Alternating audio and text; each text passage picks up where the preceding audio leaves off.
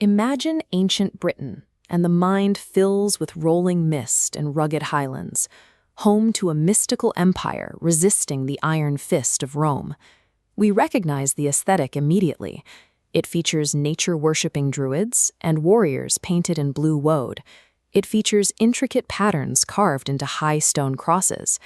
We are taught these belong to the Celts, a unified people who dominated the islands. Decades of recent archaeological data, supported by historian Simon Jenkins, suggest a different reality. There is no evidence that any single tribe or nation in history ever actually called themselves Celts. If a grand Celtic invasion never took place, we are left to identify the people who actually lived in these lands. More importantly, we have to find out how this specific historical framework was assembled in the first place. The modern Celtic identity functions as a more recent construction, a label applied to the past long after those ancient tribes had disappeared. The word itself is an ancient Greek term. Keltoi was a generic label used by the Greeks and Romans to describe virtually any outsider living in Western Europe. It served as a descriptor for barbarians rather than a name for a unified race. This map shows the traditional historical assumption that around 50 AD, the British Isles were blanketed by Celtic tribes. For years, historians believed a distinct race invaded from the continent and completely replaced the local population. Modern DNA sequencing and archaeological finds, like the Amesbury Archer, have largely dismantled this theory.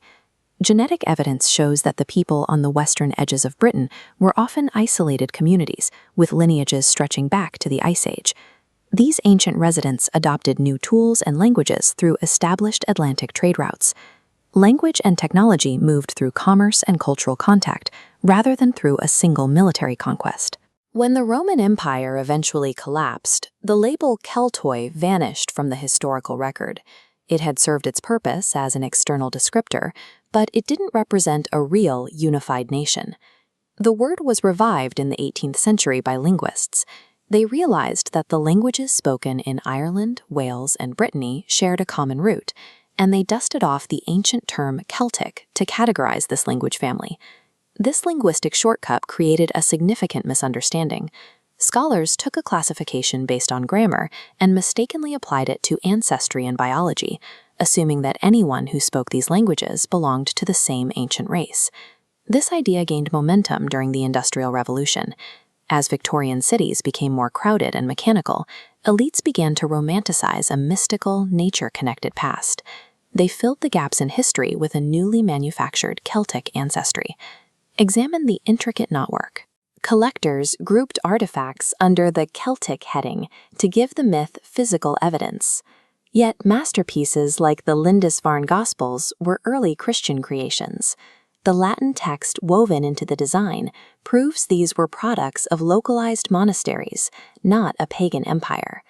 Modern Celtic culture was largely assembled in academic circles and libraries, rather than being a direct inheritance from prehistoric tribes. Once the concept of a Celtic fringe was established, 19th century writers began packaging it for a broader audience. They assigned distinct theatrical traits to these populations to make them recognizable to a London public.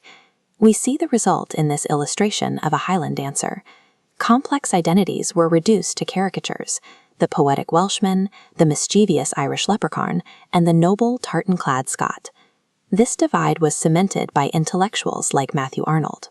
He promoted the idea that Celts were inherently emotional and poetic, traits he argued made them poorly suited for the rational modern world.